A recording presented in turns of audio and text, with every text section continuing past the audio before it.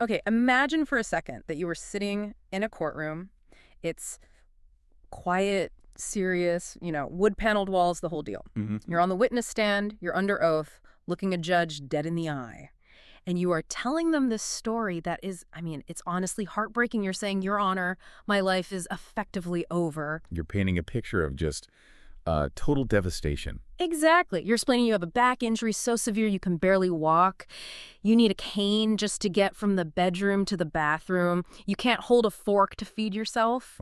You can't even put on your own underwear without help. It's tragic. It sounds incredibly painful, a life-altering situation where you are just completely dependent on others. Right. Now imagine that while you are telling this tragic story, your phone is vibrating in your pocket. And the reason it's vibrating is because people are liking and commenting on a video you uploaded to social media just last week. Oh, And in that video, you aren't bedridden. You aren't using a cane. You are dancing. And not just, a little sway. We are talking energetic, full-on, living your best life dancing. that would be, well, in the legal world, we'd call that a massive credibility problem. Ill-advised is putting it mildly. But that is exactly the kind of striking absurdity we're looking at today. We are digging into a massive investigation by Newsday that, honestly, it reads less like a legal brief and more like the script for a dark comedy about people who are very, very bad at covering their tracks. It really does. The article is titled Lawsuit. Accidents were staged to collect millions, and it covers this huge new lawsuit in the Eastern District of New York. But honestly, calling it a lawsuit just feels a little too small. This is about an alleged ecosystem, a complex machine. Right. You got doctors, lawyers, runners, and unsuspecting recruits all, supposedly working together to manufacture a fake reality. Exactly. So the mission for today's deep dive is to unpack this machine. We're going to look at what Newsgate calls a Freeport-centric ring and see how they allegedly recruited people, the impossible medical evidence they created, and those unbelievable social media fails I just mentioned. And we're also going to talk about the legal hammer being used here, a civil IRE2 lawsuit. And just so we're all on the same page, that's pronounced RICO. RICO. It always sounds like something out of a Scorsese movie to me. Get him on a RICO charge. Well, historically, yes, that's the association. It stands for Racketeer Influenced and Corrupt Organizations. It was designed to take down the mob. But here, and this is what makes it so fascinating, it's being applied to white-collar professionals, doctors, lawyers, administrators. So we're going from the mob to the medical office. Let's unpack this. The source material centers on a massive 207-page lawsuit filed by State Farm. Yeah, State Farm Mutual Automobile Insurance Company. And they aren't just suing one guy who slipped on a banana peel. They're going after a whole network of Long Islanders. It is a sweeping accusation. The suit describes a very specific, almost corporate structure. At the bottom level, you have the runners. The runners. These are the foot soldiers. Their job isn't to get hurt themselves. Their job is to recruit. They're out there finding the raw material for this scheme. And according to the investigation, they weren't just waiting for accidents to happen. They were allegedly staging them. Right. And who are they recruiting? Because this is where the story gets a little grim. It's not just random people on the street, is it? No, it seems to be extremely predatory. Yeah. The Newsday report indicates they were targeting vulnerable populations, specifically new immigrants, people who were poor, or people experiencing homelessness. The whole thing was centered around Freeport, Long Island, but the recruitment went all through the 5 boroughs. So you have these runners finding people who are just desperate for cash, people who maybe don't speak the language well or who... So vulnerable. Right, who literally don't have a roof over their heads. And what's the pitch? Yeah. Hey, let's fake a car crash. Essentially, yeah. Or a slip and fall. The recruits were allegedly promised payments ranging from $1,000 to $3,000. Now, to you or me, risking jail time for $1,000 seems crazy. Right. But if you're struggling to eat or pay rent, that money is a lifeline. It's predatory math. But here's the catch, and this is the part that blows my mind. To get that money, they couldn't just say ouch and go home. Right. They had to commit. The allegation is that the recruits had to agree to undergo surgeries they didn't need or to treat injuries they didn't actually have. That is the part I can't wrap my head around. I understand desperation. I get needing $3,000. But letting someone cut you open? An actual surgery? It speaks to the level of desperation, doesn't it? But looking at it from the top down, from the perspective of the people allegedly running the scheme, the surgery is the golden ticket. How so? Well, a slip and fall with some bruising might get a settlement of a few $1,000s. Insurance companies might just pay that to make it go away. But a slip and fall that requires spinal fusion surgery or knee surgery with implanted hardware, that unlocks the massive policy limits. That's how you get to the millions. So the $1,000 payoff to the patient is just a business expense. It's the cost of goods sold for the ring. Precisely. It's a volume game. High volume of fake accidents, high volume of expensive medical bills, and the lawsuit alleges the screen collected millions in insurance payouts. We're talking nearly a dozen Long Island medical providers and companies named. But for it to work, you need more than just a runner and a willing patient. You need the infrastructure to legitimize those claims. You need the white coats. Need the machinery of legitimacy. You can't have a personal injury lawsuit without lawyers to file the papers and doctors to create the medical records. Which brings us to the smoking gun segment of today's deep dive. Because even with all this coordinate, lawyers, doctors, runners, the whole thing seems to stumble over basic human vanity. The digital footprints. It's always the phone. And in 2024, if it isn't on Instagram, did it even happen? Or in this case, if it is on Instagram, maybe the lawsuit shouldn't happen. This is where the investigation just really highlights the disconnect between the claims and the reality. It's almost comedic if it wasn't, fraud. I mentioned the dancer in the intro. Let's get specific because the details really matter here. The lawsuit identifies a 29-year-old woman identified as Claimant D. Okay, Claimant D. So Claimant D's official sorry, the one sworn to in legal documents, is that she needs a cane to walk.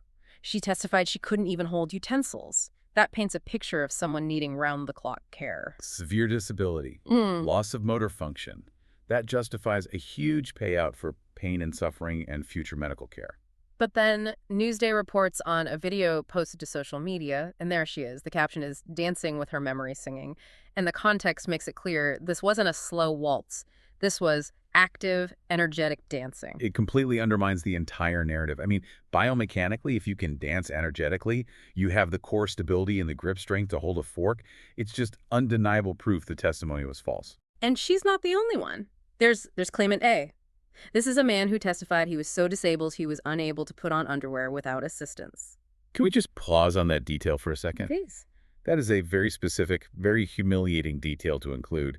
It's designed to do one thing: elicit sympathy.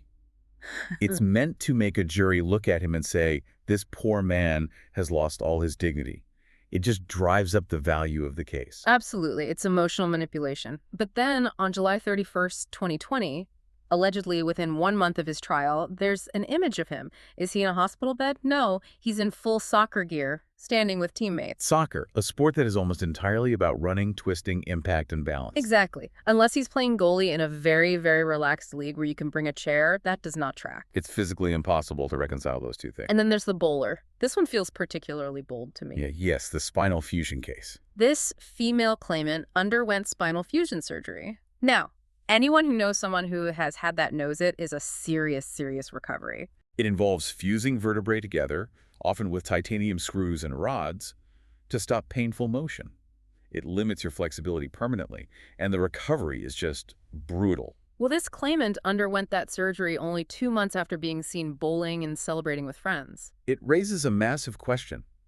If you are well enough to bowl, which involves bending, twisting your spine with a heavy weight, and lunging, why in the world would you need spinal fusion 8 weeks later? It suggests the surgery wasn't necessary. Or that the injury was completely fabricated. Either way, these social media posts, they act as an anchor, just dragging down the entire case. In court, credibility is everything. If you lie about being able to put on your underwear, a jury is going to assume you're lying about everything else. But here's where it gets really interesting. It's not just the patients who are allegedly faking it. The lawsuit claims the professionals, the people with degrees on their walls, were in on it too. This is the machinery we talked about. The Newsday article highlights a specific law firm named in the suit, the Manhattan-based Liakis law firm, and a partner, Nicholas Liakis. And the suit has a pretty catchy description of their strategy. It claims the firm was built on delay, denial, and deflection. Which is a heavy accusation.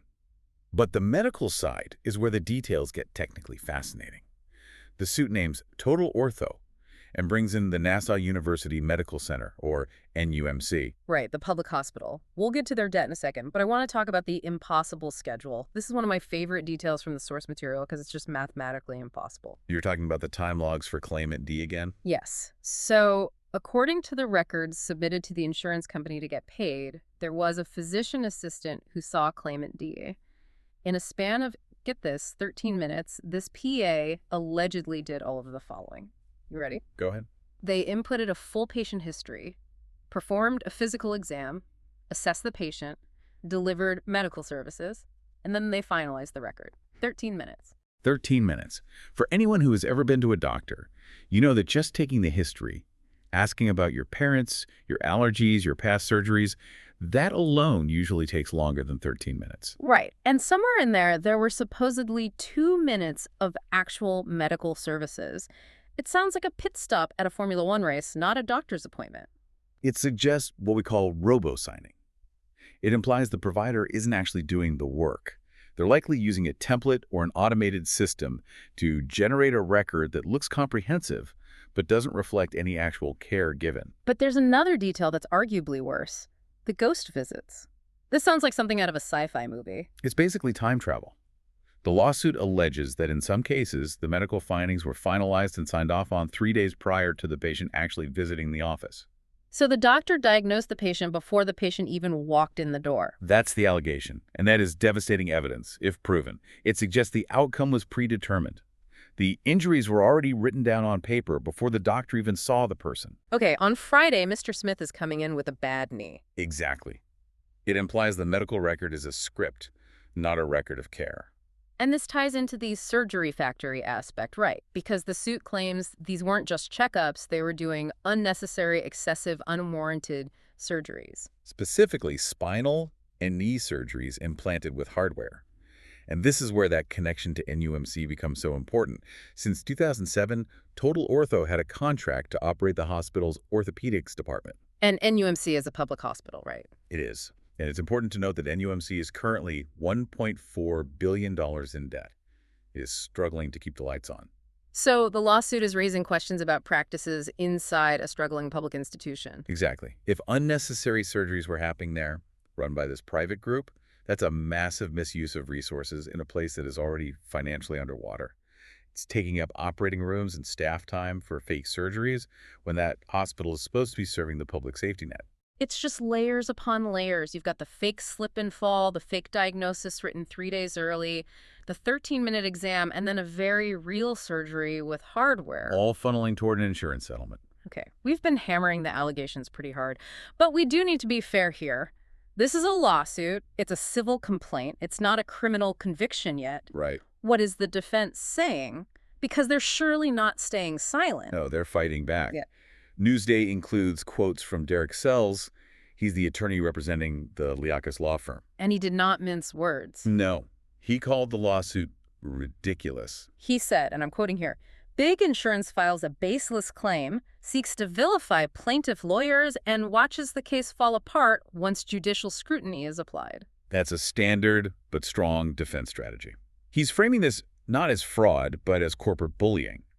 The argument is that State Farm, Big Insurance, doesn't want to pay out legitimate claims. So instead of fighting each case on its own merits, they attack the lawyers representing the injured people to scare them off. So, in their view, State Farm is the villain here, trying to wiggle out of paying for people who are actually hurt. Correct. Sells is arguing that once a judge actually looks at the evidence, the Artico case will collapse. He's basically saying, bring it on. It is worth noting, though, that while the law firm came out swinging, other defendants, including Total Ortho and NUMC, did not respond to requests for comments. Silence from the medical side. That's interesting. Very. You know, in these complex civil cases, sometimes silence is just a legal strategy until the lawyers figure out their next move.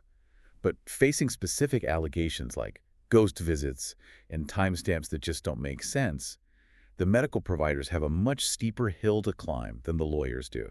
So what does this all mean for the person listening to this right now? Because I can hear someone thinking, well, State Farm is a massive company. If they lose a few million, who cares? It doesn't affect me. That's a common reaction. Oh. It's a victimless crime, or, it's Robin Hood taken from the rich corporation. But it's really not. State Farm actually addressed this in their statement. They said, every New Yorker pays the price for insurance fraud in the form of higher prices on all goods and services, including housing. And that's simply how insurance works. It's a pool of risk. We all put money into the pot. If the payouts go up due to fraud, millions of dollars in fake surgeries and settlements, the company doesn't just eat that loss. They refill the pot by charging the rest of us more. So my car insurance is higher because someone in Freeport is pretending they can't put on their underwear. In a simplified way, yes. The National Insurance Crime Bureau estimates fraud adds hundreds of dollars a year to the average family's premiums. But it goes beyond just the money. The system gets clogged. Exactly. Yeah. If the courts are flooded with fake lawsuits, legitimate cases take longer to be heard.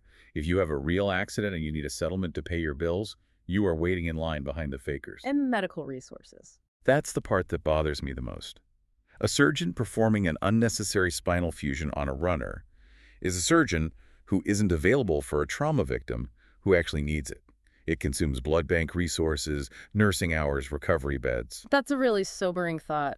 The resource drain. And if we connect this to the bigger picture, that's why they use the RICO statute. Remember, RICO. RICO, I'll never forget it now. It allows the plaintiffs to target the enterprise. If they just sued the runner, they get nothing.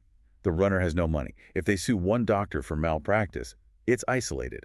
But by alleging a RICO enterprise, they can go after the whole network, the lawyers, the doctors, the recruiters, as a single criminal organization. It's like treating the law firm and the medical practice like a cartel. Exactly. It allows them to pursue what we call treble damages, triple the amount of money they lost. It's a very aggressive move, but when you have evidence like time-traveling medical records and dancing invalids, the insurance companies feel they have the ammunition to do it.